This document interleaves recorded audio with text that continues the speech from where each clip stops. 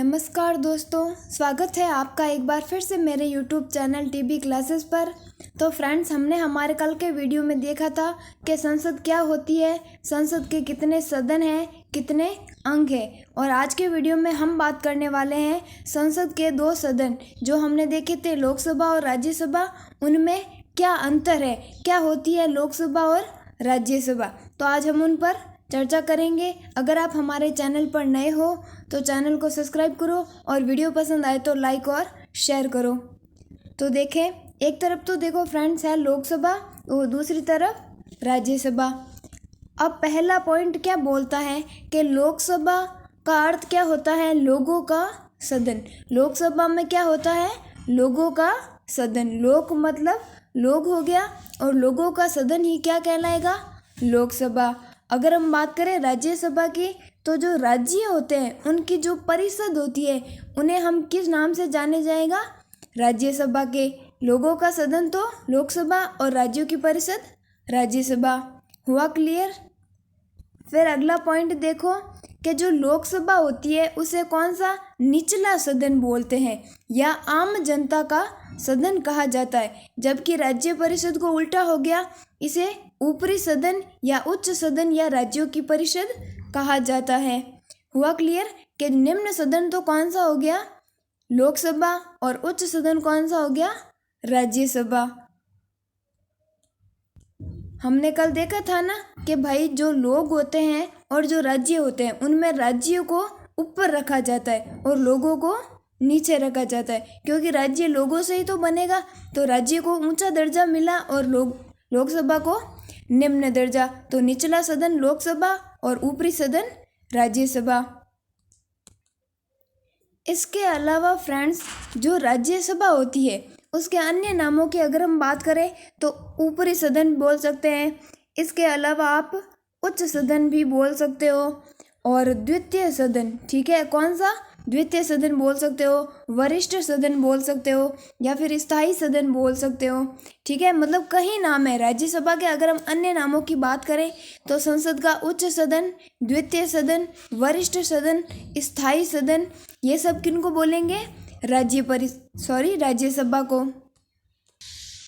और वहीं बात करें अगर हम लोकसभा की, तो जस्ट इसके विपरीत, जो लोकसभा होगी उसे निम्न सदन बोलेंगे, प्रथम सदन बोलेंगे, या अस्थायी सदन, या सर्वाधिक लोकप्रिय सदन। फ्रेंड्स, आप क्या करना, ये आप कहीं नोट डाउन कर लेना कि जो राज्य परिषद होती है उसे तो हम क्या बोलेंगे, उच्च सदन, द्वितीय सदन और स्थायी सदन, जबकि लोकसभा को विपरीत निम्न सदन, अस्थायी सदन और प्रथम सदन। हुआ क्लियर। और लोकसभा लोगों का सदन है तो जाहिर सी बात है लोकप्रिय सदन भी कौन सा होगा, लोकसभा। फ्रेंड्स, अगला पॉइंट देख लो कि लोकसभा का कार्यकाल 5 वर्ष का होता है। देखो, लोकसभा का कार्यकाल नहीं, जो इनके लोकसभा के जो सदस्य होते हैं उनका जो कार्यकाल होता है वो कितने साल का होता है, 5 वर्ष का। तभी तो बोलते हैं कि भाई जो लोकसभा है वो क्या है, अस्थायी सदन। लेकिन अगर हम बात करें राज्यसभा की, तो राज्यसभा क्या है, एक स्थायी सदन है। इनमें क्या होता है कि 1/3 सदस्य हर 2 साल बाद रिटायर हो जाते हैं, यानी 1/3 सदस्य कितने साल बाद, 2 साल बाद रिटायर होते हैं। तो लोकसभा क्या हो गया, अस्थायी सदन, और राज्यसभा क्या हो गया, स्थायी सदन। ठीक है। फिर अगला है पॉइंट कि लोकसभा में अधिकतम संख्या, यानी जो मैक्सिमम मेंबर होता है लोकसभा में वो कितने होते हैं, 552। ठीक है, अगर हम अधिकतम संख्या लोकसभा की अगर हम बात करें तो 552 है, और राज्यसभा में वह संख्या कितनी है, 250। ठीक है, 250 राज्यसभा की सदस्य संख्याओं की अधिकतम संख्या है। ठीक है।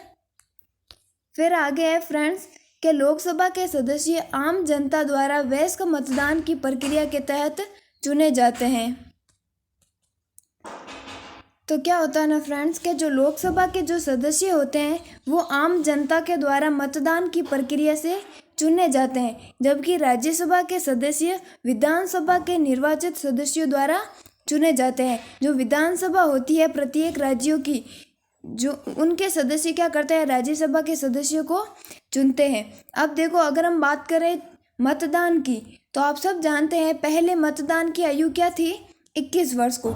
लेकिन 61वां संविधान संशोधन, कौन सा 61वां संविधान संशोधन कब हुआ था, 1989 में। उसमें क्या हुआ कि जो मतदान की आयु थी उसे 21 वर्ष से घटाकर 18 वर्ष कर दिया गया। अब 18 वर्ष का प्रत्येक बच्चा मतदान कर सकता है। अगला पॉइंट है फ्रेंड्स कि जो केंद्रीय मंत्रिपरिषद होती है वो सामूहिक रूप से किसके प्रति उत्तरदायी होती है। तो अगर ऐसा क्वेश्चन आ जाए तो हमें राइट आंसर क्या करना है, लोकसभा के प्रति। जो केंद्रीय मंत्रिपरिषद होती है वो सामूहिक रूप से किसके प्रति उत्तरदायी होती है, तो लोकसभा के प्रति। और अगर हम राज्यसभा की बात करें तो केंद्रीय मंत्रिपरिषद सामूहिक रूप से राज्यसभा के प्रति उत्तरदायी नहीं होती है, क्योंकि वो किसके प्रति उत्तरदायी होती है, लोकसभा के। फिर अगला पॉइंट है फ्रेंड्स कि लोकसभा के बैठकों की अध्यक्षता लोकसभा अध्यक्ष करता है। ये तो आप जानते ही हैं कि जो लोकसभा की जो बैठक होती है उनकी अध्यक्षता कौन करेगा, लोकसभा अध्यक्ष। और राज्यसभा की बैठकों की अध्यक्षता कौन करेगा, उपराष्ट्रपति। अब ये क्या है, देखो राज्यसभा का जो सभापति होता है, मतलब राज्यसभा का जो अध्यक्ष होता है उसे हम क्या बोलते हैं, सभापति। और वो कौन होता है, देश का उपराष्ट्रपति। फ्रेंड्स देखो जो अनुच्छेद 64 है, देखो अनुच्छेद 64 क्या बोलता है कि भैया जो देश का उपराष्ट्रपति होगा ना वो राज्यसभा का क्या होगा, पदेन सभापति होगा। जो भी उपराष्ट्रपति होगा वो राज्यसभा का क्या होगा, सभापति होगा। ये किस अनुच्छेद में लिखा हुआ है, अनुच्छेद 64 में। अब अगर हम बात करें लोकसभा के अध्यक्ष तो कौन होगा, लोकसभा का अध्यक्ष। अब ये है कि जो राज्यसभा का सभापति होता है वो अपने सदस्यों का त्याग पत्र ले सकता है। यह क्वेश्चन ऐसा होता है कि राज्यसभा के जो सदस्य होते हैं वो अपना त्याग पत्र किसे देंगे, तो जाहिर सी बात है वो अपना त्याग पत्र किसे देंगे, राज्यसभा के सभापति को। तो और सभापति है कौन, उपराष्ट्रपति। यानी राज्यसभा के सदस्यों को अगर अपना त्याग पत्र देना हो तो वो किनको देंगे, उपराष्ट्रपति को।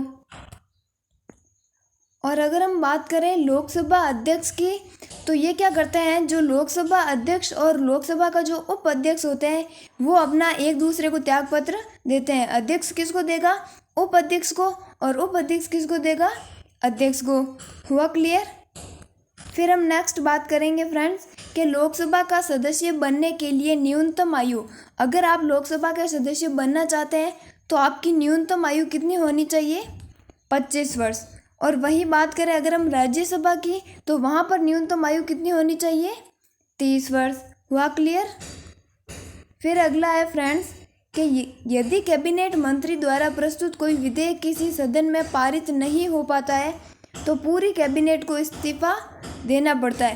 कहने का मतलब ये है कि कोई कैबिनेट मंत्री है, अगर वो कोई विधेयक प्रस्तुत करता है और उस सदन में पारित नहीं होता है तो जो पूरी कैबिनेट होगी उसे इस्तीफा देना पड़ता है। लेकिन राज्यसभा में ऐसा नहीं है, अगर कोई भी कैबिनेट मंत्री विधेयक प्रस्तुत करता है तो पूरे कैबिनेट को इस्तीफा नहीं देना पड़ता है। क्लियर। अब है फ्रेंड्स राज्यसभा और लोकसभा की कुछ शक्ति कि क्या लोकसभा करती है और क्या राज्यसभा करती है। अगर हम बात करें धन विधेयक की तो फ्रेंड्स जो धन विधेयक होता है वो केवल लोकसभा में ही पेश किया जा सकता है। फ्रेंड्स आज तो इस वीडियो में हम क्या लोकसभा और राज्यसभा में अंतर देख रहे हैं। आपके लिए एक अलग वीडियो लाएंगे जिसमें हम बताएंगे कि साधारण विधेयक क्या होता है, धन विधेयक क्या होता है और संविधान संशोधन विधेयक क्या होता है। तो इसमें आप ऐसे समझ लो कि जो धन विधेयक होता है वो केवल लोकसभा में ही पेश किया जा सकता है और राज्यसभा क्या करती है, यह राज्य की शक्ति की रक्षा करता है। अब राज्यसभा है तो जाहिर सी बात है राज्य से संबंधित ही होगी। फिर है कि मंत्रिपरिषद केवल लोकसभा के प्रति उत्तरदायी होती है, राज्यसभा के प्रति नहीं। ये भी हमने अभी पढ़ लिया था। और राज्यसभा का पॉइंट है कि राज्य से संबंधित किसी भी मामले में राज्यसभा की मंजूरी आवश्यकता होती है। अगर आपको राज्य से संबंधित कोई भी मामला है तो उनमें राज्यसभा की राय लेनी आवश्यक है। फिर अगला पॉइंट है फ्रेंड्स कि लोकसभा के सदस्य अविश्वास प्रस्ताव पारित करके सरकार को हटा सकते हैं। ये तो आप जानते हैं कि लोकसभा के सदस्य क्या करेंगे, अविश्वास प्रस्ताव पारित करके और जो सरकार है उसे हटा सकते हैं। और वहीं दूसरी तरफ अगर हम बात करें कि राज्य सूची में शामिल किसी भी मामले को हटाना, देखो आप पता है एक होती है संवर्ती सूची, संघ सूची और राज्य सूची। अगर राज्य सूची में शामिल किसी भी मामले को हटाना है तो किसकी मंजूरी लेनी पड़ती है? राज्यसभा की। तो फ्रेंड्स ये तो हमने देख लिए लोकसभा और राज्यसभा के बीच अंतर। एक बार हम क्या करते हैं, वापस थोड़ा रिवाइज कर लेते हैं कल के वीडियो का और आज के वीडियो का। तो हम पहले बात करेंगे राज्यसभा की। तो आप जानते हैं राज्यसभा क्या है? संसद के 2 सदनों में से एक है। अगर इसके उल्लेख की बात करें